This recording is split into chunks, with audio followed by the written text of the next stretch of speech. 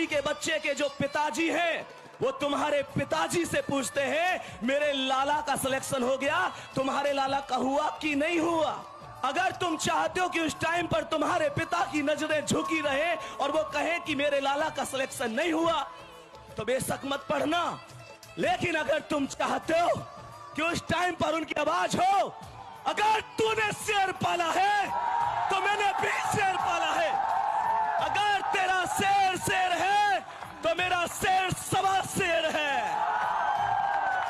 एक एक नंबर का वैल्यू होता है बाबू। आप सोचिए ना कि जब आपका परीक्षा में 299 नंबर आएगा, एक एग्जांपल लेकर के हम बता रहे हैं आपको, वैसे बच्चों को याद करिए जिनका 299 नंबर आएगा। वैसे बच्चे क्या कहेंगे कि भाई एक नंबर और आ जाता ना तो फर्स्ट डिवीजन हो जाते। एक नंबर से फर्स्ट डिवीजन चूक गया भाई। ये तो बोर्ड एग्जाम है बाबू। जब आप लोग कंपटीशन की तैयारी करेंगे तो वहां पर जब एक नंबर कम आता है ना तो बच्चे। आप 4 लोगों के बारे में क्यों सोचते हैं? लोगों को इतना टाइम नहीं कि वो आपके बारे में सोचें। लोग इतने बिजी हो गए हैं, किसी को बिल्कुल भी टाइम नहीं है। देखिए, सपना आपका पूरा होगा, गाड़ी आपकी आएगी, घर आपका बनेगा, पैसा आप कमाओगे, फैमिली आपकी खुश होगी, माता पिता आपके खुश होंगे। उन 4 लोगों के नहीं, तो उन 4 लोगों को ध्यान मत दो। पता है यूपीएससी की परीक्षा वर्ल्ड के टॉप 3 टफेस्ट एग्जाम में से एक होती है। सबसे पहले चाइना का गाओकाव आता है, दूसरा इंडिया का आईआईटी एडवांस आता है और तीसरा भारत का यूपीएससी सिविल सर्विसेज का एग्जाम आता है। तो आप जब भारत के नहीं विश्व के टॉप 3 टफेस्ट एग्जाम में बैठ रहे हो तो कम से कम अपने आप को इस बात का क्रेडिट दो कि तुमने इतनी हिम्मत तो की कि वर्ल्ड के टॉप 3 टफेस्ट एग्जाम में आप कम से कम पार्टिसिपेट तो कर रहे हो। अपने आप को इस बात का ही क्रेडिट। पता है यूपीएससी की जिंदगी कुछ इस तरीके से परीक्षा ले रही है कि हर बार जब भी हम कोशिश करते हैं मुलाकात करने की, फिर से कहती है नहीं अभी रुको थोड़ा सा। पर जिंदगी से भी हमारा बस इतना कहना है कि जितने रंग दिखाने हैं दिखा ले, हारने वाले तो हम भी नहीं हैं। और लड़ाई लास्ट तक होगी, जब तक सर धड़ पे है लड़ाई अंत तक होगी। जो होगा देखा जाएगा मेरे भाई, टेंशन मत लो, अभी हम जिंदा हैं, ठीक है। एक दिन के लिए अपने पिताजी की जिंदगी आप जी के देखिए, आपको अपनी पढ़ाई बहुत आसान लगेगी, अपना काम बहुत आसान लगेगा। एक दिन के लिए जहाँ पिताजी मजदूरी करने चाहते हैं आप चले जाइए, एक बार जिस दुकान पे जिस नौकरी पे वो जाते हैं, एक दिन बस उनकी जिंदगी सुबह से शाम होके आप जी लीजिए, आपको सारे क्यों का उत्तर मिल जाएगा। आपके सारे जितने भी कंफ्यूजन है सब खत्म हो जाएंगे कि जीवन में क्या करना है। तुम्हारी माँ ने ना तुमको 9 महीने अपनी कोख में रखा था, बहुत दर्द हुआ था उनको, पर उन्होंने गिव अप नहीं किया।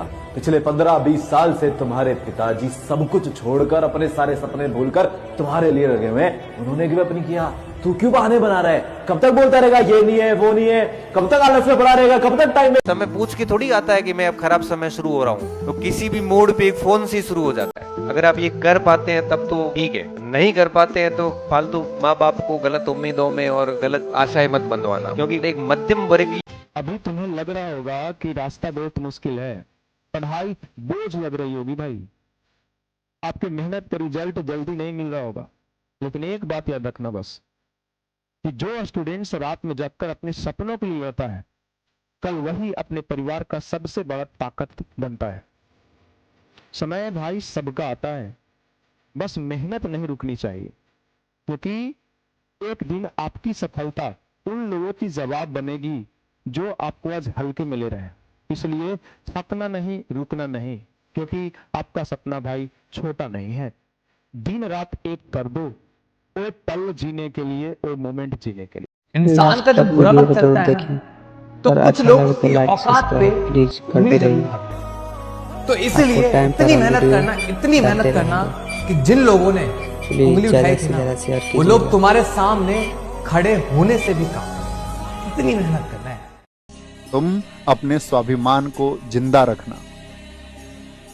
गिरा जहां पर खून वहां का पत्थर, पत्थर जिंदा है। गिरा जहां पर खून वहां का पत्थर, पत्थर जिंदा है। जिस्म नहीं है मगर नाम का अक्षर, अक्षर जिंदा है।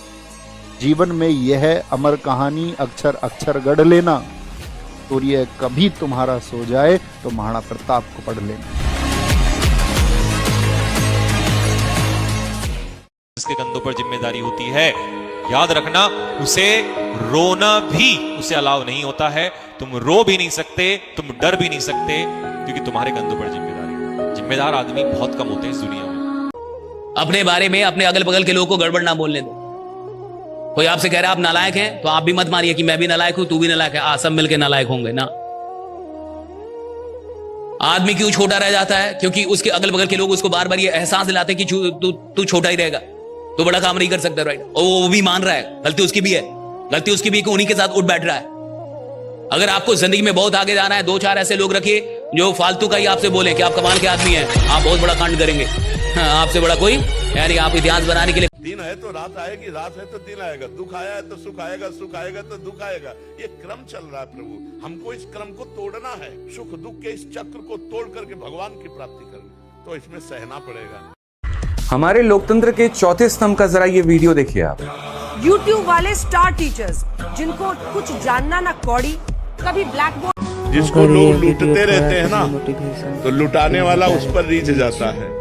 सबसे बड़ा दाता भगवान है, वो जब रीझ जाता है तो लूटने वाले कितने लूटते जाओ। तुम्हारा स्वभाव ऐसा है, तुम अपने स्वभाव से जियो, हम अपने स्वभाव से जीते हैं। धंधे में शांति, दिमाग ठंडा, जुबान पे शक्कर और पाँव में चक्कर, ये है बनिया। और ऐसा वीडियो आपका समय कभी जीवन में धंधे वाला आदमी दिमाग गर्म नहीं करता, शांति परम रखता है।